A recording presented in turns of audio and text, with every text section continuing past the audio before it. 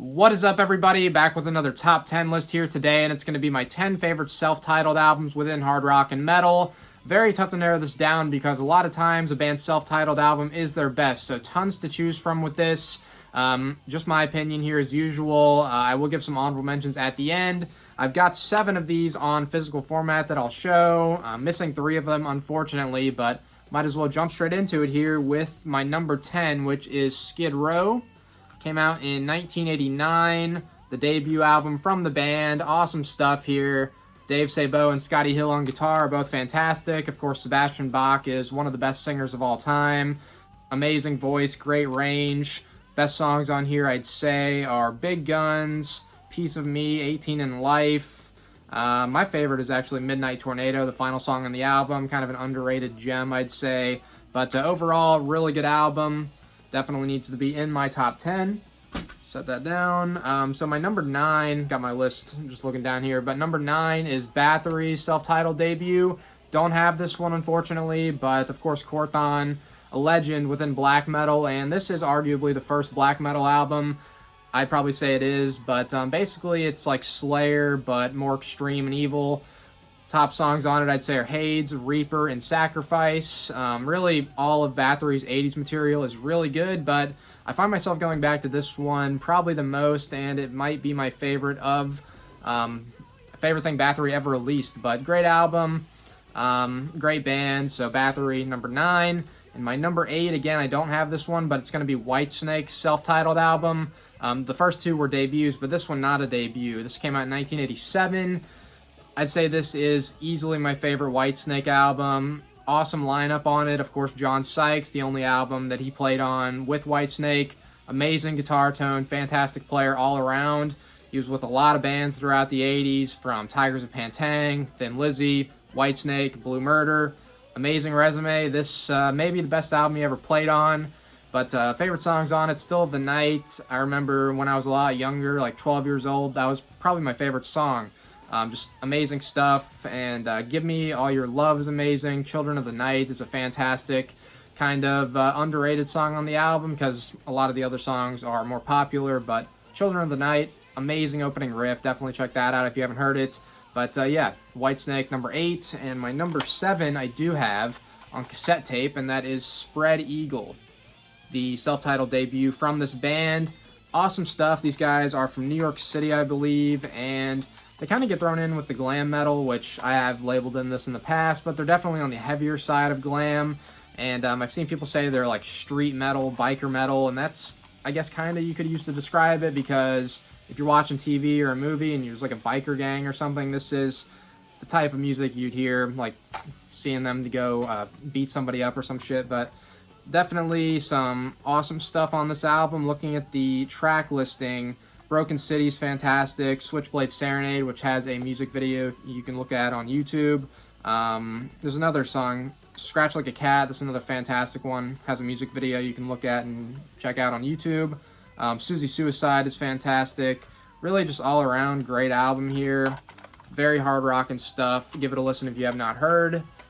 On to my number 6. Unfortunately, don't have this one either, but it's the LA Guns self-titled debut from 1988. Awesome stuff. Phil Lewis on vocals is great. Awesome voice. Tracy Guns on guitar is fantastic. Looking at some of these songs I listed, No Mercy, Sex Action, Bitch Is Back, Shoot for Thrills, all great. Top to bottom, really, really good album. LA Guns self-titled debut. On to number 5, and that is going to be the Damn Yankees self-titled debut. See the writing there. That's actually signed by Jack Blades. Tommy Shaw and Jack are, I've said in the past, they're my favorite, like, dual harmonizing vocals. Their voices sound fantastic together. Ted Nugent on guitar, of course, one of my favorites of all time, and Michael Cardelloni on the drums is great.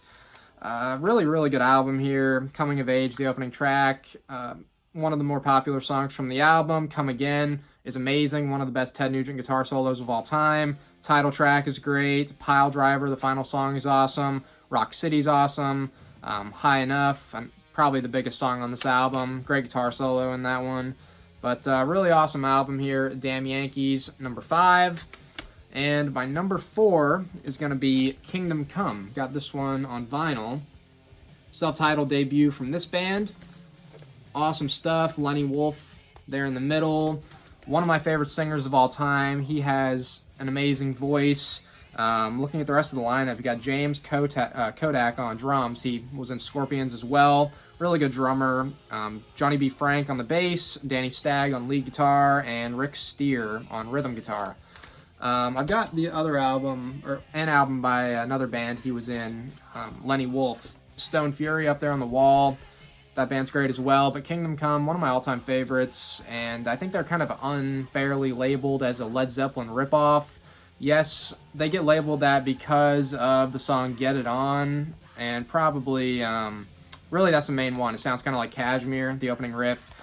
But they've got like over 10 albums of stuff that is just really great, and honestly, I like Kingdom Come better than Led Zeppelin. But some of the standout tracks on here are Living Out of Touch, 17, Pushing Hard, Shout It Out's fantastic. Really, all this stuff is awesome for the most part. Great album here, Kingdom Come, number 4. And my number 3, W.A.S.P, self-titled debut from 1984. Got the guys there on the back. Of course, Blackie Lawless is freaking awesome. I think he has one of the best and most unique voices in all of hard rock and metal, and he's pretty much a master coming up with vocal melodies and harmonizations.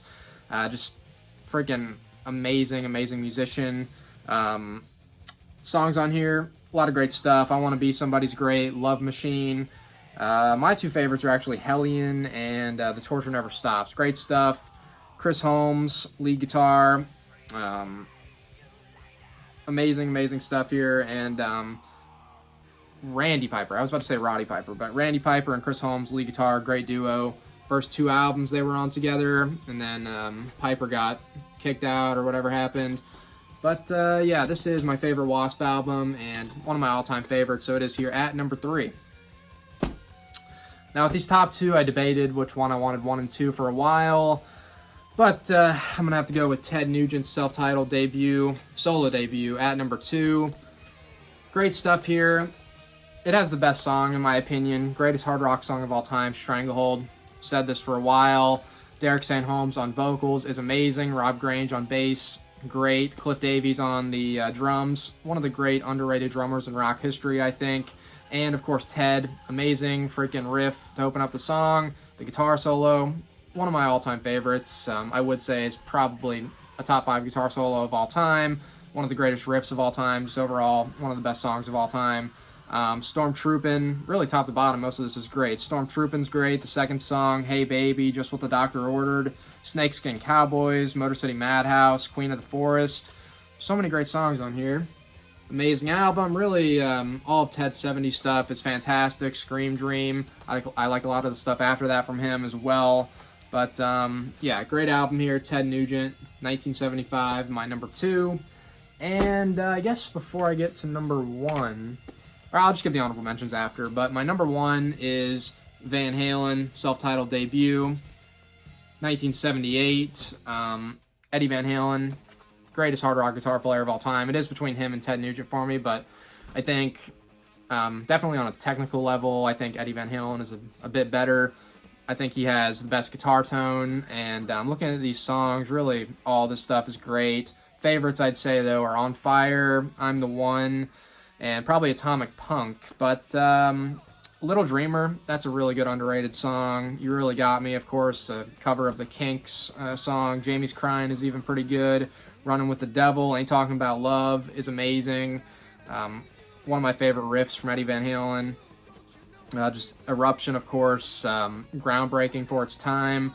Just overall, fantastic album. Everybody in the band is great. They had awesome chemistry on those first 6 albums. Michael Anthony on bass, Alex Van Halen on the drums, who I think is a kind of underrated drummer that's, of course, overlooked sometimes due to the greatness of Eddie Van Halen. But, yeah, they're both great. And, of course, David Lee Roth, one of the best frontmen of all time. Just greatest debut album ever. Greatest self-titled album of all time. In my opinion. But yeah, that does wrap up the list, and before I finish up this video, I want to list some honorable mentions. I think the Metal Church self-titled album was the closest to making it that didn't quite make the cut. Fantastic stuff.